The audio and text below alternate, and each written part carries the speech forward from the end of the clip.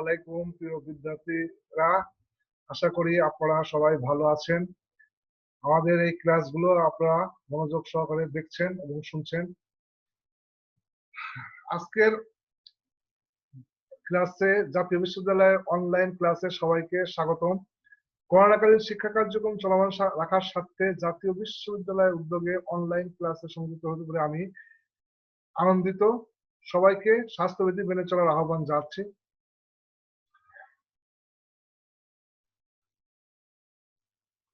এখন আমি রাষ্ট্রবিজ্ঞানের তৃতীয় বর্ষের অনলাইন ভিডিও ক্লাস দিচ্ছি। Course code 231903। কোর্সের নাম আন্তর্জাতিক রাজনীতির মূলনীতি। এটা লেকচার নম্বর 3। লেকচারের শিরোনাম আন্তর্জাতিক রাজনীতি অধ্যয়নের পদ্ধতি। আমি আমার প্রথমে পরিচয় দিচ্ছি। মোহাম্মদ আব্দুল সালাম, সহকারী অধ্যাপক, রাষ্ট্রবিজ্ঞান, Rajshahi college, Rajshahi. Email salam.j@gmail.com। আজকের আলোচনার শিরোনাম আন্তর্জাতিক রাজনীতি অধ্যয়নের পদ্ধতি। এখান থেকে আমরা কি কি জানতে পারবো আজকের অধ্যয়ন থেকে? যে রাজনীতি অধ্যয়নের পদ্ধতি সম্পর্কে বলতে পারবেন, আন্তর্জাতিক রাজনীতি অধ্যয়নের পদ্ধতি সমূহ বর্ণনা করা যাবে, আন্তর্জাতিক রাজনীতির সমস্যা অধ্যয়নের পদ্ধতি সমূহের আলোকে ব্যাখ্যা করা যাবে। যে কোনো বিষয় সম্পর্কে জ্ঞান লাভের জন্য দরকার হয় সুষ্ঠুভাবে সেই বিষয়কে জানা, আর প্রত্যেকটি বিষয় জানার জন্য একটা সিস্টেমেটিক উপায় বা পদ্ধতিগত ব্যাপার থাকে। কোন নির্দিষ্ট পদ্ধতি অনুসরণ করে ব্যতীত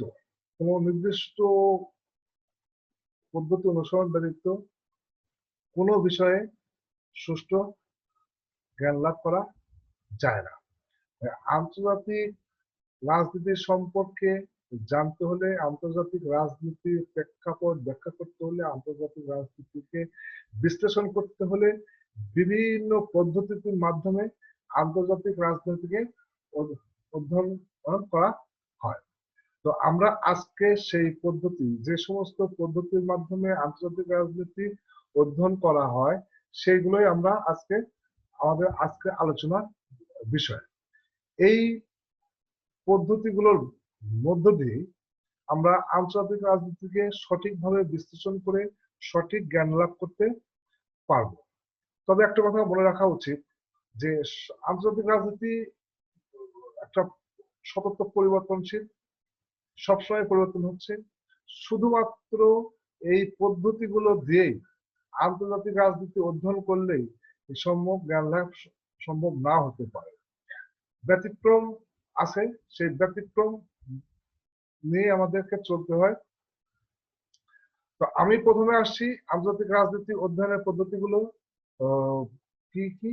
যে ঐতিহাসিক পদ্ধতি, হিস্ট্রিক্যাল অ্যাপ্রোচ, ব্যবস্থাপক পদ্ধতি, বর্ণনামূলক পদ্ধতি, বৈজ্ঞানিক নীতি পদ্ধতি, বাস্তববাদী পদ্ধতি, সমন্বিত পদ্ধতি, উদারতাবাদী পদ্ধতি এবং গঠনবাদী পদ্ধতি। এই যে 8টা পদ্ধতি আছে, এই 8টি পদ্ধতি মিলেই আজকে আমরা আলোচনা করব। এবং কোন বিষয়ে সঠিকভাবে জানতে হলে সিস্টেমেটিক উপায়ে সেটা চর্চা করা উচিত এবং সিস্টেমেটিক উপায়ে সেই বিষয় সম্পর্কে সহজেই জানা যায়। তো আন্তর্জাতিক রাজনীতি অধ্যয়নের জন্যই আমরা আন্তর্জাতিক রাজনীতি সম্পর্কে জ্ঞান লাভ করার জন্য আমরা এই অধ্যয়ন পদ্ধতিগুলো অনুসরণ করি। ঐতিহাসিক পদ্ধতি, আন্তর্জাতিক রাজনীতি অধ্যয়নের মূলত প্রাচীন পদ্ধতিটির নাম হলো ঐতিহাসিক পদ্ধতি। আন্তর্জাতিক রাজনীতি বিবর্তনের ধারায় ইতিহাস অন্যতম গুরুত্বপূর্ণ উপাদান। ঐতিহাসিক উপাদানের সাহায্য ব্যতীত বর্তমান কর্মকাণ্ডের সঠিক বিশ্লেষণ ও সিদ্ধান্ত গ্রহণ সম্ভব নয়। আন্তর্জাতিক রাজনীতির উৎপত্তি, বিকাশ ও বিবর্তনের বিষয়গুলো এ পদ্ধতিতে আলোচনা হয়ে থাকে। এ পদ্ধতিতে আন্তর্জাতিক রাজনীতির ঘটনা প্রবাহকে অতীত অভিজ্ঞতা ও ঘটনাবলীর আলোকে বিশ্লেষণ করা হয়ে থাকে। অতীত ঘটনাপ্রবাহ, দৃষ্টিভঙ্গি, রীতিনীতি, আচার আচরণ ও পূর্ব নজিরের উপর ভিত্তি করে বর্তমান আন্তর্জাতিক সম্পর্ক ও এর ভবিষ্যৎ ধারণা গড়ে তোলা যায়।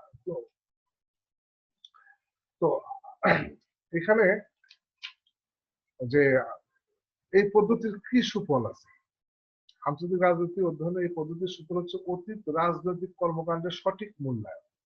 এই পদ্ধতির মাধ্যমে অতীতের যে রাজনৈতিক ঘটনা ঘটেছিল সেই রাজনৈতিক ঘটনাগুলো সঠিক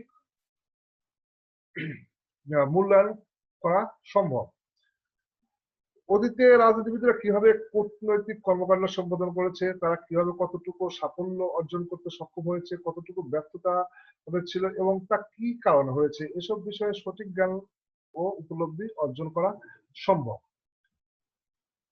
আন্তর্জাতিক রাজনীতি অধ্যয়নের ঐতিহাসিক পদ্ধতির আরেকটা গুণ হলো আন্তর্জাতিক সম্পর্কের পরিবর্তন সম্পর্ক ধারণা। বর্তমান বিশ্বে বিগত কয়েক দশক, বিশেষ করে ঊনবিংশ শতাব্দীর শেষাংশ, বিংশ শতাব্দীর প্রথম, দ্বিতীয় ও শেষার্ধে বর্তমান আন্তর্জাতিক সম্পর্কে ব্যাপক পরিবর্তন ঘটেছে। এই পরিবর্তন সম্পর্কে সম্যক ধারণা অর্জনের লক্ষ্যই ঐতিহাসিক পদ্ধতি অবলম্বনের প্রয়োজন। এর আরেকটা গুণ হলো আন্তর্জাতিক সম্পর্কের বিবর্তনের ধারা অধ্যয়ন। আন্তর্জাতিক সম্পর্কের বিবর্তন ধারা অধ্যয়নের জন্য কূটনীতিবিদ এবং রাজনীতিবিদদের ঐতিহাসিক পদ্ধতি অনুসরণ অস্বীকার্য, কেননা এক্ষেত্রে কূটনৈতিক ইতিহাস অন্যতম প্রয়োজনীয়। সম্পর্কের গতি প্রবাহের সঠিক মূল্যায়ন। নির্দিষ্ট ঐতিহাসিক ঘটনাতে কিভাবে সিদ্ধান্ত গৃহীত হয়েছিল এবং সে সিদ্ধান্তের ফলাফল কিরূপ হয়েছিল তা উদ্ঘাটনে এই পদ্ধতি প্রয়োজন হয়। তো এর কিছু সীমাবদ্ধতা আছে। আন্তর্জাতিক রাজনীতির নতুন কোনো পরিস্থিতি বা ঘটনাচক্রে সরকার ও জনগণ বিরূপ প্রতিক্রিয়া ব্যক্ত করবে তা কখনো ঐতিহাসিক পদ্ধতি সুনির্দিষ্ট করে বলতে পারে না। ইতিহাস শুধু অতীত ঘটনাবলীর উপর আলোকপাত করতে পারে, সম্ভাব্য পথ নির্দেশ করতে পারে। নতুন পরিস্থিতিতে সিদ্ধান্ত গ্রহণ সম্পূর্ণ রাজনৈতিক বিচক্ষণতা ও দূরদর্শিতার ব্যাপার। এ ব্যাপারে ইতিহাস করণীয় নিতান্তই কম। আমাদের পরবর্তী পদ্ধতি হলো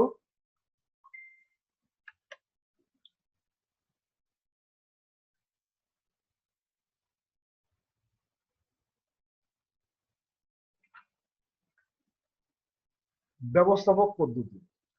আন্তর্জাতিক রাজনীতি অধ্যয়নের পদ্ধতিগুলোর মধ্যে ব্যবস্থাপক পদ্ধতিটি বিশেষভাবে প্রভাবশালী। আন্তর্জাতিক রাজনীতির ঘটনাবলী যথাযথভাবে অনুসন্ধান পূর্ব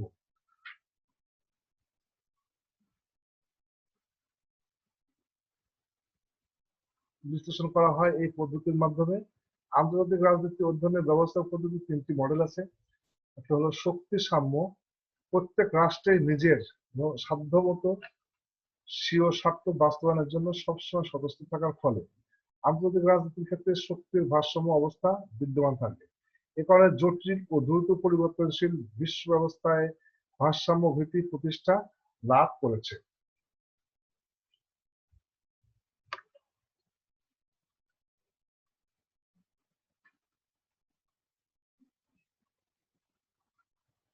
দ্বিপাক্ষিকতা।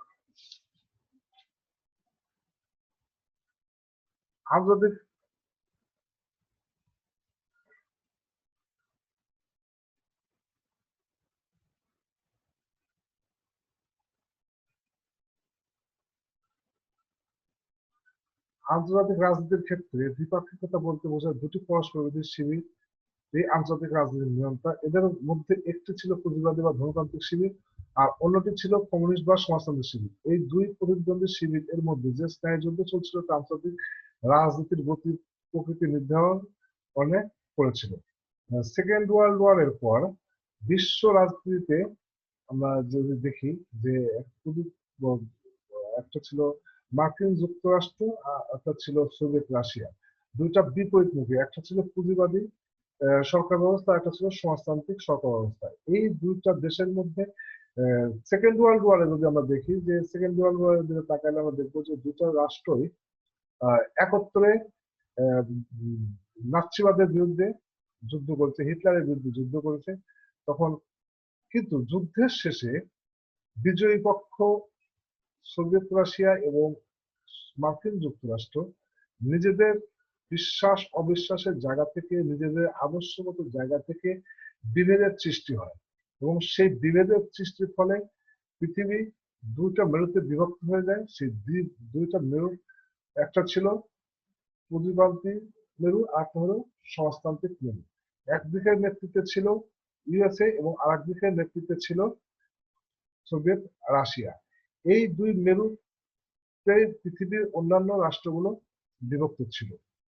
তো এই দ্বিপাক্ষিকতার কারণে তখন পৃথিবীতে সবসময় একটা যুদ্ধের অবস্থা বিরাজমান ছিল, এবং কোল্ড ওয়ারের কারণে এক পক্ষ আর পক্ষকে কখন যেন আক্রমণ করে, এই অবস্থা সবসময় মনে হতো। এটা নিয়ে তখন ছিল। আর হলো যে সার্বজনীনতা। সার্বজনীনতার দৃষ্টিভঙ্গি অনুসারে আন্তর্জাতিক সমাজে শান্তি শৃঙ্খলা বজায় রাখা ও আন্তঃরাষ্ট্র বিরোধ সুশৃঙ্খল উপায়ে মীমাংসা করার জন্য বিভিন্ন আন্তর্জাতিক সংস্থা গড়ে তোলা। বর্তমানে জাতিসংঘ ও অন্যান্য আন্তর্জাতিক বিভিন্ন সংস্থা আন্তঃরাষ্ট্রীয় সমস্যা মীমাংসার ক্ষেত্রে গুরুত্বপূর্ণ ভূমিকা পালন করে চলছে। তো এই পদ্ধতির যে আমরা সিস্টেমেটিক পদ্ধতির কথা বলছি, এই পদ্ধতির কিছু সীমাবদ্ধতা রয়েছে। আন্তর্জাতিক রাজনীতি অধ্যয়নের ব্যবস্থা পদ্ধতির সীমাবদ্ধতা রয়েছে। শক্তির ভারসাম্যের সাহায্যে বর্তমান আন্তর্জাতিক ক্ষেত্রে বিদ্যমান ভিন্নমুখী জটিল ও দ্রুত পরিবর্তনশীল পরিস্থিতি সমূহের পূর্ণাঙ্গ চিত্র সম্পর্কে সম্যক ধারণা লাভ করা সম্ভব নয়। দ্বিপাক্ষিকতার মাধ্যমে সম্পূর্ণ আন্তর্জাতিক রাজনীতি ব্যাখ্যা করা কঠিন। আন্তর্জাতিক সমস্যার সমাধানও এর মাধ্যমে সম্ভব নয়।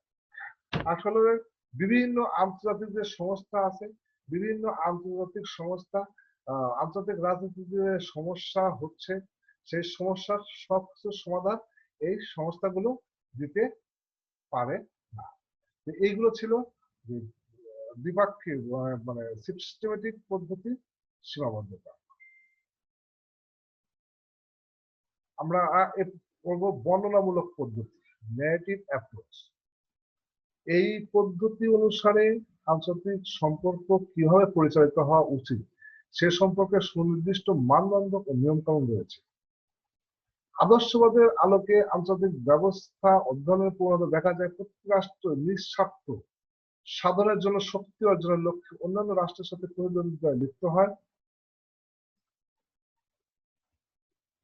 আন্তর্জাতিক রাজনীতি হলো শক্তির রাজনীতি। আন্তর্জাতিক রাজনীতি হলো শক্তি অর্জনের লড়াই। জাতিসংঘ সনদের মুখপাত্র আদর্শবাদের বিবৃতি লক্ষ্য করা যায়। আন্তর্জাতিক রাজনীতি অধ্যয়নের ক্ষেত্রে নৈতিক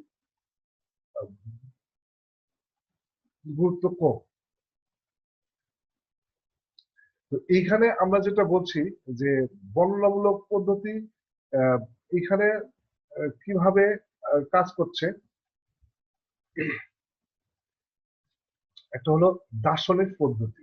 দার্শনিক পদ্ধতি অনুসারে কাজ করছে যে সার্বজনীনভাবে স্বীকৃত নীতিমালার দ্বারা আন্তর্জাতিক সম্পর্কের বিশ্লেষণের ফলে আমরা কিছু নৈতিকতার সম্মুখীন হই। বিশেষজ্ঞগণ আন্তর্জাতিক সম্পর্ক পরিচালনার জন্য নীতিমালা প্রণয়ন করতে গিয়ে অনেক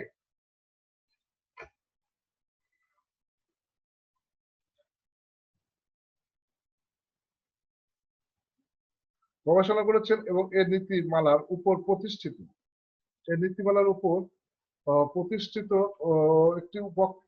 একটি রাষ্ট্রের পক্ষে কি করা উচিত এবং কি করা উচিত নয় এটা জানা যায়।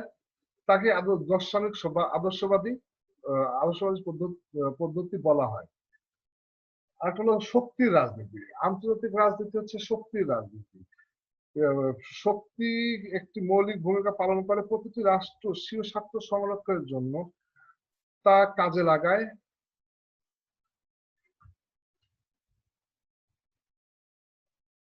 আর হলো আন্তর্জাতিক আইন ও সংস্থা।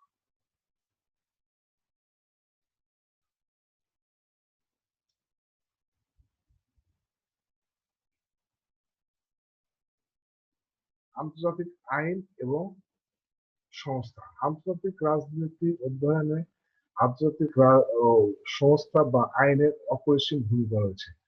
কোনো ঘটনা প্রবাহ কিভাবে ঘটছে এবং ক্ষুদ্র রাষ্ট্রগুলো আন্তর্জাতিক যে আইনগুলো আছে সেই আইনগুলো মেনে চলছে এবং আইন মানার মধ্য দিয়ে একটি রাষ্ট্র তার সুনাম রক্ষা করছে। তো এইভাবে যে আন্তর্জাতিক রাজনীতি কি পরিচালিত করার সময় বিভিন্ন সংগঠনের মাধ্যমে, আন্তর্জাতিক সংগঠনের মাধ্যমে পরিচালিত হচ্ছে, আবার আন্তর্জাতিক আইন দ্বারা সেই সংগঠনগুলোকে রক্ষা করা হচ্ছে এবং সেই আইন মেনে রাষ্ট্রগুলো তাদের স্বীয় কাজ সম্পন্ন করছে।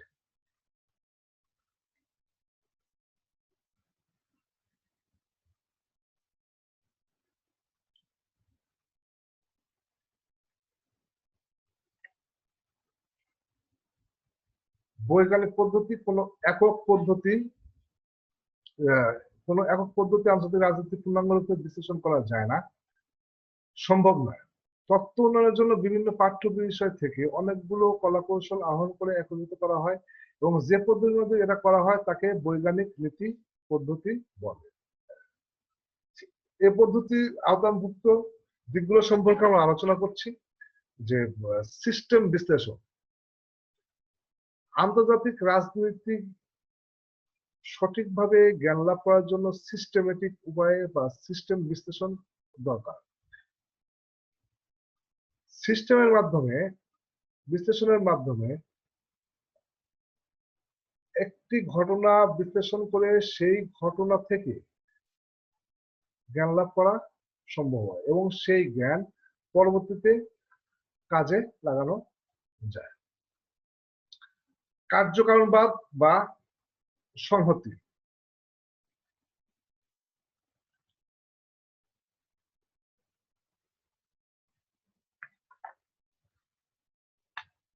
আন্তর্জাতিক রাজনীতির ক্ষেত্রে কার্যকারণবাদ ও সংহতি ধারণার উৎপত্তি এবং এগুলো বিবর্তন প্রসার দীর্ঘদিনের ক্রম বিবর্তন এবং কিন্তু চিন্তার বিভিন্ন আন্তর্জাতিক সমস্যার মধ্যে গড়ে উঠেছে। এসব সংগঠন বিভিন্ন রাষ্ট্রকে সাধারণ স্বার্থের বন্ধনে আবদ্ধ করে তাদের সমস্যা সমাধানে প্রয়াস পায়। সিদ্ধান্ত গ্রহণ, সিদ্ধান্ত গ্রহণ কিভাবে সম্পন্ন হবে? একটি রাষ্ট্র বিভিন্ন আন্তর্জাতিক ঘটনা প্রবাহের আলোকে অতীত ঘটনাগুলো বিশ্লেষণ করে সে তার সিদ্ধান্তগুলো প্রয়োগ করছে। সিদ্ধান্ত গ্রহণের ক্ষেত্রে প্রত্যেকটা রাষ্ট্রের নিজস্ব বিবেচনা থেকে এবং অন্যান্য বন্ধু রাষ্ট্রের সাথে পরামর্শের মাধ্যমে সবাই সিদ্ধান্ত গ্রহণ করে থাকে। দ্বন্দ্ব বিশ্লেষণ, আমরা বলছি যে আন্তর্জাতিক রাজনীতি হচ্ছে ক্ষমতার রাজনীতি, শক্তির রাজনীতি। যেখানে শক্তি আছে সেইখানে দ্বন্দ্ব আছে। আন্তর্জাতিক রাজনীতিতে দ্বন্দ্ব এবং দ্বন্দ্ব, সংঘাত, শান্তি এগুলো পাশাপাশি অবস্থান করছে। কোন ঘটনার কার্যকারণ বিশ্লেষণ ছাড়া যেমন ওই ঘটনা সম্পর্কে সম্যক ধারণা লাভ করা যায় না, তেমনি আন্তর্জাতিক রাজনীতিতে দ্বন্দ্ব বিশ্লেষণ ব্যতীত কোনো ঘটনা সম্পর্কে, সেই দ্বন্দ্ব সম্পর্কে জ্ঞান লাভ করা সম্ভব হয় না। এজন্য কোনো ঘটনার পিছনে কি কারণে দ্বন্দ্ব সৃষ্টি হয়েছে সেটা বিশ্লেষণ করা প্রয়োজন। সেই বিশ্লেষণের মাধ্যমে সঠিক জ্ঞান লাভ করা যায়। কৌশলগত বিশ্লেষণ, কৌশলগত বিশ্লেষণ বৈজ্ঞানিক নীতি পদ্ধতির একটা কৌশল। এইখানে একটি রাষ্ট্রের সাথে আরেকটি রাষ্ট্রের কোন ধরনের কৌশল বিদ্যমান এবং একটি ঘটনার সঙ্গে আরেকটি ঘটনা পরম্পরায় কিভাবে আছে, কেন ঘটনাগুলো ঘটছে, সেই ঘটনাগুলোর কৌশল সঠিকভাবে জানা দরকার। সঠিক ভাবে কৌশলগত বিশ্লেষণ, কোনো ঘটনার কৌশলগত বিশ্লেষণ করতে না পারলে আন্তর্জাতিক রাজনীতিতে সেই ঘটনা সম্পর্কে সঠিকভাবে জ্ঞান লাভ করা সম্ভব হয় না। এই জন্য আন্তর্জাতিক রাজনীতি অধ্যয়নের জন্য কোনো ঘটনার বা সঠিক বিশ্লেষণ প্রয়োজন। শান্তি গবেষণা, আন্তর্জাতিক রাজনীতিতে শান্তির থাকবে, শান্তির জন্য প্রত্যেকটা মানুষ যেমন শান্তি চায়, প্রত্যেকটা রাষ্ট্রের চাহিদা শান্তি। কিন্তু শান্তি নিয়ে গবেষণা, যে এই আমরা দেখছি যে অনেক আন্তর্জাতিক প্রতিষ্ঠানগুলো আছে, সেই প্রতিষ্ঠানগুলো শান্তি প্রতিষ্ঠার জন্য কাজ করছে। শান্তি গবেষণা মাধ্যমে আন্তর্জাতিক রাজনীতির বিভিন্ন ঘটনা সঠিক এবং সুচারু বিশ্লেষণ সম্ভব হয়।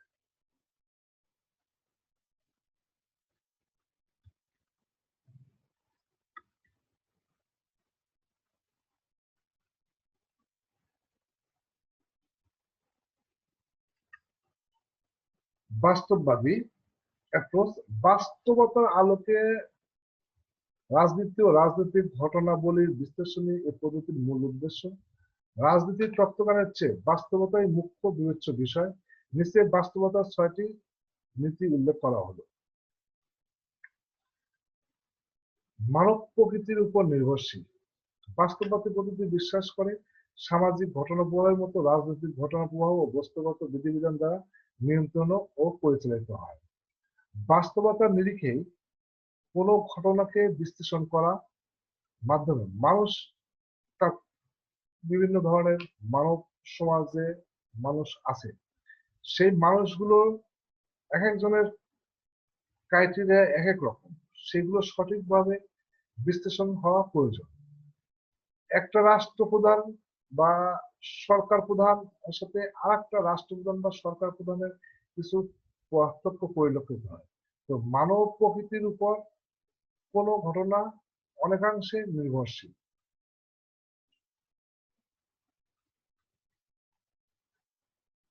জাতীয় স্বার্থ, আন্তর্জাতিক রাজনৈতিক অঙ্গনে জাতীয় স্বার্থই মুখ্য বিষয়। জাতীয় স্বার্থের ধারণায় রাজনীতির বাস্তবতাকে আন্তর্জাতিক ক্ষেত্রে প্রতিষ্ঠিত করেছে। কোন রাষ্ট্র জাতীয় স্বার্থকে বিসর্জন দিয়ে আন্তর্জাতিক রাজনীতিতে টিকে থাকতে পারে না। জাতীয় স্বার্থের বাস্তবায়নই হলো আন্তর্জাতিক রাজনীতির মূল কলাকৌশল। রাজনৈতিক বাস্তবতা, কোন রাষ্ট্রই রাজনৈতিক বাস্তবতার ঊর্ধ্বে নয়। রাজনৈতিক বাস্তবতার মাধ্যমে আন্তর্জাতিক রাজনৈতিক ঘটনা প্রবাহগুলো চলে আসে। রাজনৈতিক বাস্তবতার কাছে জাতীয় স্বার্থ কখনো অপরিবর্তনীয় নয়। স্বার্থের ধারণা সময় ও স্থানের পরিবর্তনের ফলেও অপরিবর্তিত থাকে। রাজনৈতিক বাস্তবতা কারণে কোন রাষ্ট্র তার জাতীয় স্বার্থকে বিসর্জন দিয়ে আন্তর্জাতিক রাজনীতিতে টিকে থাকতে পারবে না। রাজনৈতিক প্রজ্ঞা ও দূরদর্শিতা, এটি মানুষের উপর নির্ভরশীল। মানুষ, কোন রাষ্ট্রপ্রধানের রাজনৈতিক প্রজ্ঞা অন্য একজন রাষ্ট্রপ্রধানের রাজনৈতিক প্রজ্ঞার চেয়ে ভিন্নতর হতে বাধ্য। রাজনৈতিক বাস্তবতা রাজনৈতিক কর্মকাণ্ডের মাঝে নৈতিকতা বোধ জাগ্রত করে। রাজনৈতিক বাস্তবতা বিচক্ষণতা বা দূরদর্শিতাকে রাজনীতির সদস্য গুণরূপে গণ্য করে। নৈতিক আশা আকাঙ্ক্ষা, রাজনৈতিক বাস্তবতা কোন নির্দিষ্ট জাতির নৈতিক আশা আকাঙ্ক্ষাকে সমগ্র বিশ্বব্যাপী সম্প্রসারিত করার প্রত্যাশা করতে পারে না। প্রত্যেক জাতি তার নিজ নিজ কার্যাবলী ও আশা আকাঙ্ক্ষাকে নৈতিকভাবে সমর্থনযোগ্য মনে করে। স্বাধিকার রক্ষা, রাজনৈতিক বাস্তবতা ও অন্যান্য চিন্তার মধ্যে পার্থক্য খুবই স্পষ্ট ও গভীর। রাজনৈতিক বাস্তবতা রাজনৈতিক স্বাধিকার রক্ষার উপর গুরুত্ব আরোপ করে।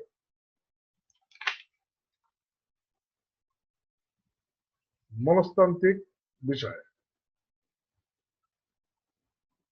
রাজনৈতিক ক্ষেত্রে স্বাধিকার বজায় রাখার পক্ষে মননশীলতার দিক থেকে বিচার করলে অর্থনীতিবিদ যেমন অর্থনৈতিক ক্ষেত্রে স্বাধীনতা, আইন বিজ্ঞানী যেমন আইন ক্ষেত্রে স্বাধীনতা, নৈতিকতাবাদী তেমনি নৈতিক ক্ষেত্রে স্বাধীনতা বজায় রাখে। তেমনি রাজনৈতিক বাস্তববাদী রাজনৈতিক ক্ষেত্রে স্বাধীনতা বজায় রাখে। তো এই পদ্ধতি, বাস্তববাদী পদ্ধতি কিছু সীমাবদ্ধতা রয়েছে। আন্তর্জাতিক রাজনীতি বাস্তববাদী পদ্ধতি যথেষ্ট গুরুত্বপূর্ণ হলেও কিছু সীমাবদ্ধতা রয়ে গেছে। ক্ষমতার মাধ্যমে রাজনীতির সব দিক ব্যাখ্যা করা যায় না। শুধুমাত্র ক্ষমতা কেন্দ্রিক বিশ্লেষণের দ্বারাই রাজনৈতিক পরিবেশের সবকিছু বিশ্লেষিত হয় না। ক্ষমতা একটি হাতিয়ার মাত্র। যদি ক্ষমতাকে কখনো রাজনীতির প্রধান নিয়ন্ত্রণকারী শক্তি বলে অভিহিত করা যায় না। ক্ষমতার সাথে সংশ্লিষ্ট নয় এমন অনেক কাজকে রাজনৈতিক বাস্তবতার অন্তর্ভুক্ত করা হয়। বাস্তববাদী তত্ত্বের লক্ষ্য সম্পর্কে পর্যাপ্ত আলোচনা নেই। যুক্তিসঙ্গত নীতির বিশ্বস্ত পথ প্রদর্শন এবং মানদণ্ড হিসেবে জাতীয় স্বার্থে ধারণা কেবল কোন স্থিতিশীল অধ্যায় ও পরিস্থিতিকে অর্থপূর্ণ করতে পারে। দেশের অভ্যন্তরীণ রাজনীতির প্রক্রিয়া এবং চাপ থেকে বিচ্ছিন্ন অবস্থায় ক্ষমতা আলোচনা এক ধরনের বিভ্রান্তি সৃষ্টি করে। উদারতাবাদী পদ্ধতি। ইংরেজি লিবারালিজম শব্দটি এসেছে ল্যাটিন শব্দ লিবার, যার অর্থ স্বাধীন। আবিধানিক অর্থে উদারতাবাদ হলো এমন একটি দর্শন যা প্রগতি, ব্যক্তির উত্তম প্রকৃতি এবং ব্যক্তির স্বশাসনে বিশ্বাস করে। এটি ব্যক্তির সামাজিক, রাজনৈতিক এবং অর্থনৈতিক স্বাধীনতা আস্থাশীল। উদারনৈতিক ধ্যান ধারণার বিকাশের ফলে আন্তর্জাতিক প্রতিষ্ঠানসমূহ রাষ্ট্রসমূহের সহযোগিতার ক্ষেত্রে গুরুত্বপূর্ণ ভূমিকা পালন করে থাকে।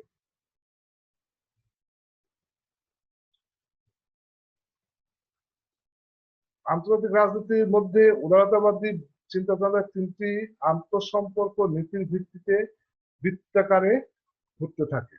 শক্তি রাজনীতি সংক্রান্ত ধারণা পরিত্যাগ। এটি কেবল আন্তর্জাতিক সম্পর্কের ফলাফলের মধ্যে অর্জন করা যায় সম্ভব। নিরাপত্তা প্রশ্ন বা বাস্তবতা, যুদ্ধকালীন অবস্থার নীতিসমূহ। পারস্পরিক উপকারিতা আন্তর্জাতিক সহযোগিতার উপর গুরুত্ব আরোপ করে। আন্তর্জাতিক সংগঠনগুলো সরঞ্জামাদি এবং রাষ্ট্রীয় অগ্রাধিকারমূলক সমূহের গঠনের জন্য বেসরকারীকরণ বা উপাদানসমূহ এবং নীতি। উদারতাবাদীরা বিশ্বাস করে যে আন্তর্জাতিক প্রতিষ্ঠানসমূহ রাষ্ট্রসমূহের সহযোগিতার ক্ষেত্রে গুরুত্বপূর্ণ ভূমিকা পালন করে।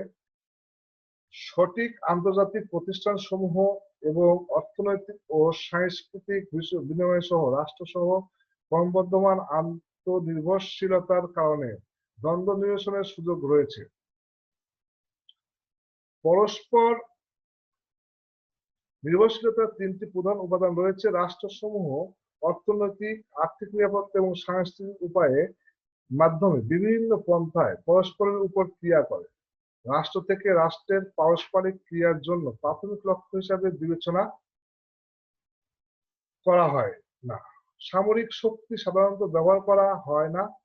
উদারতাবাদীগণ অবশ্য যুক্তি প্রদর্শন করে যে আন্তর্জাতিক কূটনীতির সত্তাই একে অপরের সাথে যোগাযোগ করতে একটি কার্যকরী উপায় হতে পারে। সমস্যাগুলোর অহিংস সমাধান সমর্থন লাভ করে। উদারতাবাদীরা বিশ্বাস করে যে সঠিক প্রশিক্ষণ ও কূটনীতির সাহায্যে রাষ্ট্রসমূহের সাফল্য বৃদ্ধি এবং দ্বন্দ্ব নিরসনের জন্য একসাথে কাজ করতে পারে।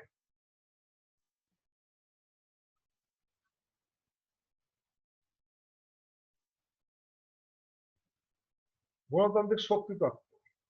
ব্যাপক অর্থে অভ্যন্তরীণ রাজনৈতিক শাসন প্রণালী, ধরনসমূহ এবং অভ্যন্তরীণ রাজনীতি আন্তর্জাতিক সম্পর্কের উপর প্রভাব সৃষ্টি করে। বাণিজ্যিক শান্তি তত্ত্ব। এ তত্ত্ব যুক্তি প্রদর্শন করে যে মুক্ত বাণিজ্য আন্তর্জাতিক সম্পর্কের সংঘর্ষকে প্রশমিত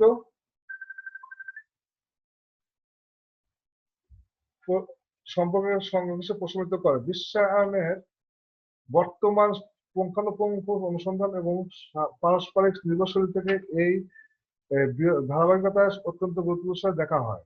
প্রাতিষ্ঠানিক তত্ত্ব অরাজকতার মাঝেও কিভাবে সহযোগিতা করা সম্ভব এবং দীর্ঘমেয়াদী স্বার্থ কিভাবে স্বল্পমেয়াদী স্বার্থের ঊর্ধ্বে উঠে বর্জন করা সম্ভব তা প্রমাণ করার চেষ্টা করে। কিভাবে অনুঘটক সমূহ বুঝতে পারে আপেক্ষিক লাভ অন্বেষণের পরিবর্তে পরম লাভ অন্বেষণ শ্রেয় তা এসব গুরুত্ব পায়।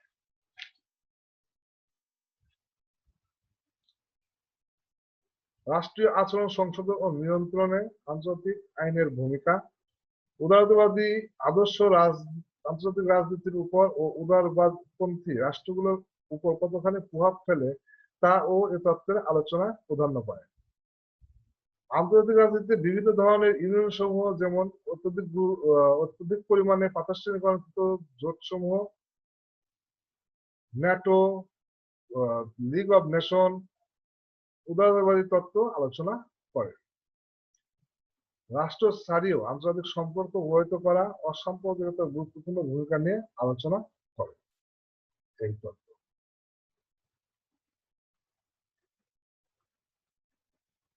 গঠনবাদী তত্ত্ব সামাজিক অনুশীলন এবং পারস্পরিক মিথস্ক্রিয়ায় চলমান ক্রিয়াসমূহের মাধ্যমে তাদের ধরন প্রদান করেছে। মানবীয় সঙ্গের গঠন কাঠামো প্রাথমিকভাবে নির্ধারিত হয় বস্তুগত শক্তিসমূহের পরিবর্তে অধিকতর অংশীদার ভিত্তিক ভাবধারার মাধ্যমে।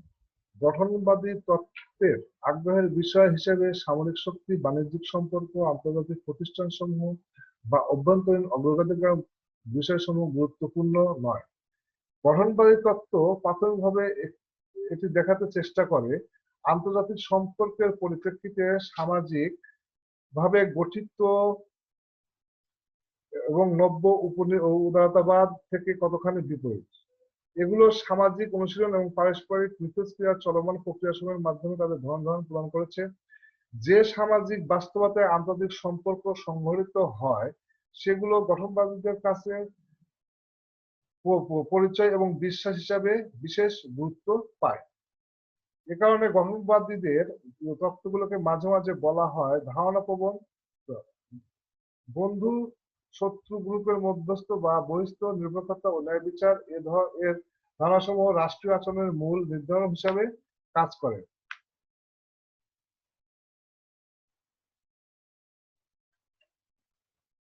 সমন্বিত পদ্ধতি আন্তর্জাতিক রাজনীতি বিশ্লেষণে ব্যবহৃত বিভিন্ন পদ্ধতির অপরিহার্য অংশ বিশেষ নিয়ে গঠিত বলে এ পদ্ধতিকে সমন্বিত পদ্ধতি বলা হয়। কোনো একটি পদ্ধতি ব্যবহার করে আন্তর্জাতিক কোনো একটি সমস্যার তত্ত্বীয় ব্যাখ্যা বিশ্লেষণ সম্ভব হয় না। এসব ক্ষেত্রে বিভিন্ন পদ্ধতি ও দৃষ্টিকোণের সমন্বয়ে একটি বিশ্লেষণী কাঠামো গঠন করা অপরিহার্য হতে পারে। আন্তর্জাতিক রাজনীতির মৌলিক উপাদানগুলোর একটি তালিকা প্রণয়ন করলে দেখা যায় যে একমাত্র সারগ্রাহী সমন্বিত পদ্ধতির মাধ্যমে এ সকল উপাদানের ব্যাখ্যা করা সম্ভব। তাছাড়া সারগ্রাহী সমন্বিত পদ্ধতি বাস্তব ভিত্তিক অভিজ্ঞতা লব্ধ বিশ্লেষণাত্মক এবং যুগোপযোগী।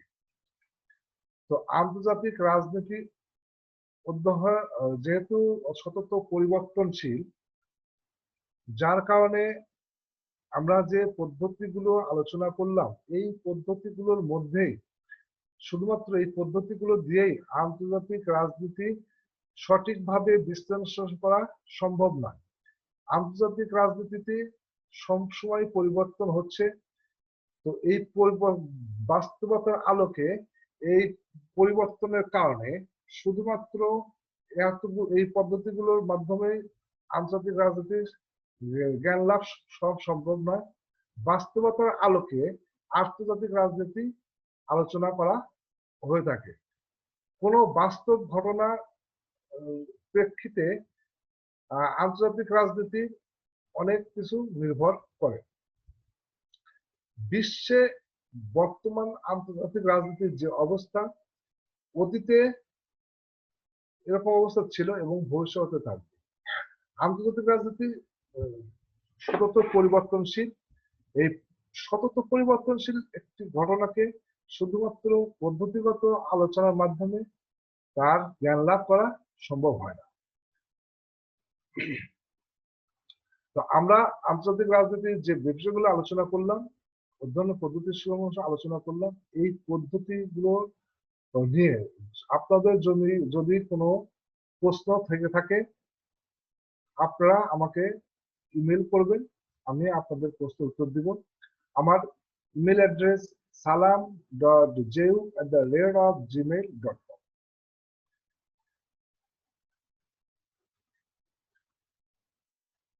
তো আমাদের ক্লাসটা শেষ। তো সবাইকে ধন্যবাদ জানিয়ে এবং স্বাস্থ্যবিধি মেনে চলার অনুরোধ করে আজকের ক্লাসটা এখানে সমাপ্তি ঘোষণা করছি। আল্লাহ হাফেজ।